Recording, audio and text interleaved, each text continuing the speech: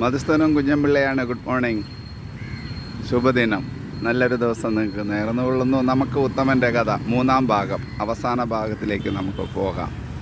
അപ്പോൾ നമ്മൾ കഴിഞ്ഞ പ്രാവശ്യം പറഞ്ഞു വന്നത് ജെറോദ് പെടുന്നതും ജെറോദ് രക്ഷപ്പെട്ട് വരുന്നതുമാണ്. അതിനുശേഷം ബാക്കി ഭാഗം കേൾക്കാം.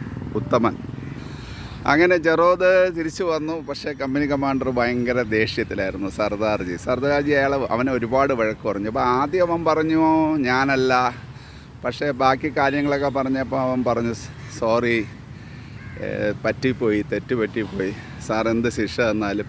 അപ്പോൾ അയാൾ പറഞ്ഞു ശിക്ഷയൊന്നുമില്ല, നിൻ്റെ പേപ്പർ ഉണ്ടാക്കാൻ പോവുകയാണ്, നിന്നെ ഈ പട്ടാളത്തിൽ വെച്ചിട്ട് കാര്യമില്ല, നിന്നെ പറഞ്ഞു വിടാൻ പോവുകയാണ്. അപ്പോൾ അവൻ കാല് പിടിച്ച് പറഞ്ഞു സാറേ തെറ്റ് പറ്റിപ്പോയി, ദാരിദ്ര്യമാണ് വീട്ടിൽ, ഞാനിങ്ങനെ ജോലിയില്ലാതെ പോയാൽ ഈ കാര്യത്തിൽ ഡിസ്മിസ്സായ നാണക്കേടാണ്, അതുകൊണ്ട് എന്നെ എങ്ങനെയെങ്കിലും രക്ഷിക്കണം. അപ്പം ഞങ്ങളെല്ലാവരും സാറിൻ്റെ അടുത്ത് അഭ്യർത്ഥിച്ച് സാർ ഒരു പ്രാവശ്യത്തേക്ക് ജെറോദിന് മാപ്പ് കൊടുക്കണം എന്നെല്ലാം റിക്വസ്റ്റ് ആയപ്പം പിന്നെ അദ്ദേഹം തണുത്തു. അപ്പോൾ അയാൾ പറഞ്ഞു ഞാനൊരു സർദാർജിയാണ്, ഈ ഒരു കേസിൽ എൻ്റെ പകടി എന്ന് പറഞ്ഞാൽ തലക്കെട്ട് അവർക്ക് വലിയ പ്രാധാന്യമുള്ളതാണ്.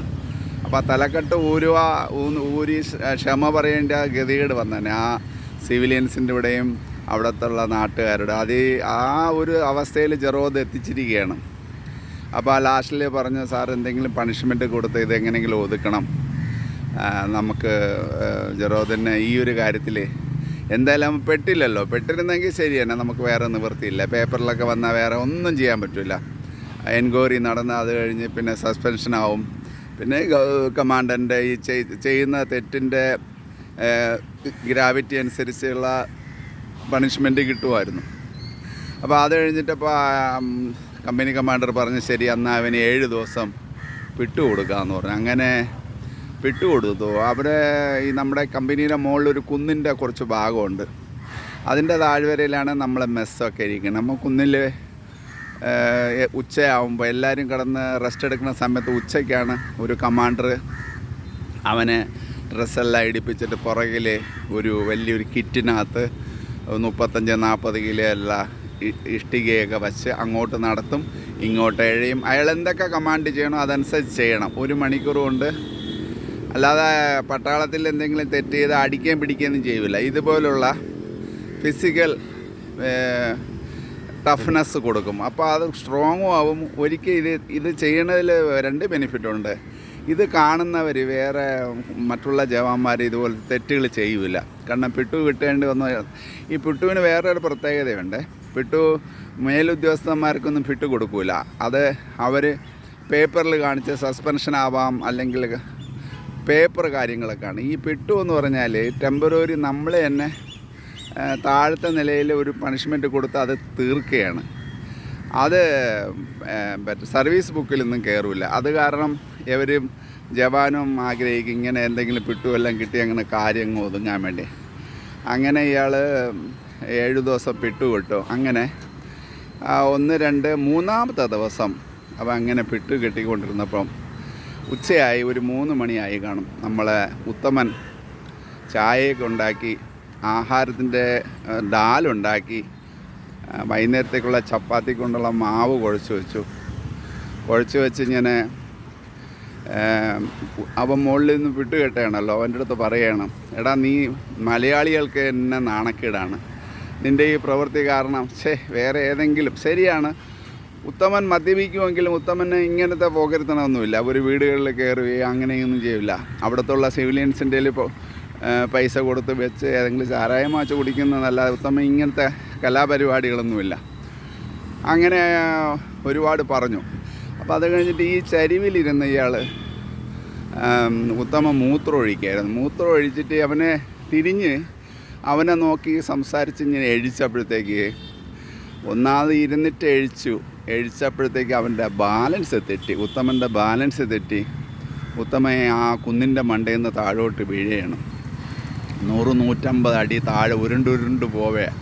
ഇത് കാണുന്നത് ഏക സാക്ഷി നമ്മുടെ ജെറോദ ഉടനെ അവൻ്റെ പിട്ടുമൊക്കെ ഊരി എറിഞ്ഞ് അലറി വിളിച്ച് താഴോട്ട് ഓടുകയാണ്.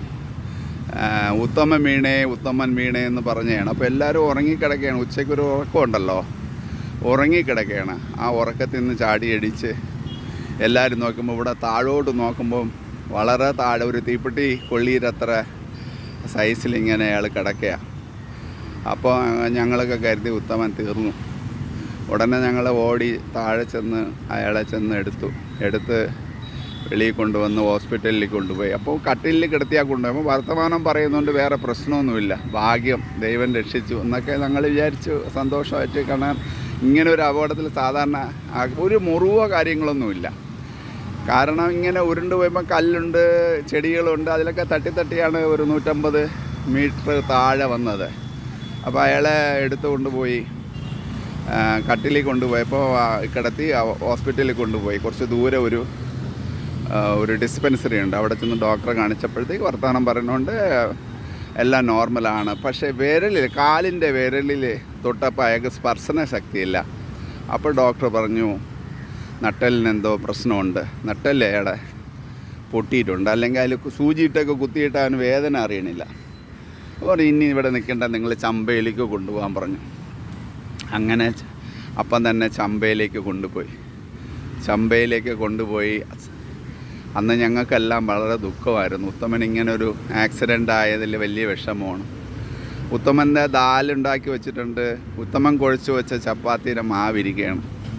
അപ്പം ബാക്കി ആരും അന്ന് മാവ് അങ്ങനെ തന്നെ ഇരുന്നു. ആർക്കും വേണ്ട, ആർക്കും ചപ്പാത്തിയും വേണ്ട, ദാലും വേണ്ട. ഉത്തമൻ രക്ഷപ്പെട്ടാൽ മതി എന്നുള്ള പ്രാർത്ഥന മാത്രമേ ഉണ്ടായിരുന്നുള്ളൂ. എന്തിനേറെ പറയുന്നു, വീട്ടിലെല്ലാം അറിയിച്ചു ഇങ്ങനെ ഒരു ആക്സിഡൻ്റായി, പേടിക്കാനൊന്നുമില്ല. പക്ഷെ ഞങ്ങൾക്കൊക്കെ പ്രതീക്ഷ ഉണ്ടായിരുന്നു ഉത്തമൻ രക്ഷപ്പെടുമെന്ന്. കാരണം ഉത്തമന് വേണ്ടി ഞങ്ങൾ ഒരുപാട് പ്രാർത്ഥിച്ചു, കമ്പനി മുഴുവനും പ്രാർത്ഥിച്ചു. പക്ഷെ ഉത്തമൻ്റെ വയർ ഇങ്ങനെ പെരുകി വന്നു, വളരെ പെരുക്കമായി. അങ്ങനെ അവസാനം ഉത്തമൻ 3-ാമത്തെ ദിവസം ഉത്തമൻ ഈ ലോകത്തിൽ നിന്ന് തന്നെ വേർപിരിഞ്ഞു. ഉത്തമൻ്റെ മരണം ഞങ്ങൾക്കൊക്കെ വലിയ ഷോക്കായിപ്പോയി. ആ ഉത്തമൻ്റെ ചിരിയും ഉത്തമൻ്റെ ചുരുണ്ട മുടിയും ഉത്തമൻ ഉണ്ടാക്കുന്ന ആഹാരവും അതെല്ലാം മനസ്സിൽ തങ്ങി നിൽക്കുന്നു.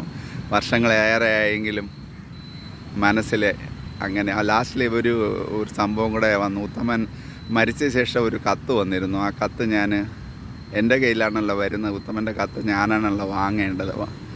ഞാൻ വാങ്ങിച്ചു വെച്ചിരുന്നു. എന്തോ അത് ഞാൻ പൊട്ടിച്ചില്ല, അതങ്ങനെ വെച്ചിരുന്നു. കുറേ കാലം എൻ്റെ ഡയറിയിലിരുന്നു. അത് കഴിഞ്ഞിട്ട് ഞാൻ പിന്നെ അറിഞ്ഞു ഉത്തമൻ്റെ കാര്യം അന്വേഷിച്ചപ്പം പറഞ്ഞു ഉത്തമൻ്റെ ഭാനുമതിക്ക് ജോലി കിട്ടി. ഉത്തമൻ്റെ ജോലി ഭാനുമതിക്ക് കൊടുത്തു. ഇതല്ല ജോലി, ഓഫീസിൽ എന്തോ സ്റ്റാഫാണ്. താഴത്തെ വലിയ കൂടിയ ഇതൊന്നുമല്ല. എന്തായാലും കുഞ്ഞുങ്ങളെ വളർത്താനുള്ള സാഹചര്യവും ബാക്കിയുള്ള പൈസ എല്ലാം കിട്ടും. എന്തായാലും ഉത്തമന് ഈ ഒരു സ്വർഗ്ഗലോകം എന്ന ഒരു ലോകം ഉണ്ടെങ്കിൽ അവിടെ സ്വർഗത്ത് അവിടെയുള്ള ആൾക്കാർക്ക് ആർക്കെങ്കിലും നല്ല ആഹാരം ഉണ്ടാക്കി കൊടുക്കുന്നുണ്ടായിരിക്കും, അല്ലെങ്കിൽ ഞങ്ങളെ കാണുന്നുണ്ടായിരിക്കും, എൻ്റെ കഥകൾ കേൾക്കുന്നുണ്ടായിരിക്കും. എന്തായാലും ഉത്തമൻ്റെ ആത്മാവിനെ നിത്യശാന്തി നേർന്നുകൊണ്ട് ഞാൻ കഥ നിർത്തുന്നു. വേറൊരു നല്ലൊരു കഥയുമായിട്ട് ഞാൻ വീണ്ടും വരും. മധുസൂദനൻ കുഞ്ഞപിള്ള. ബൈ.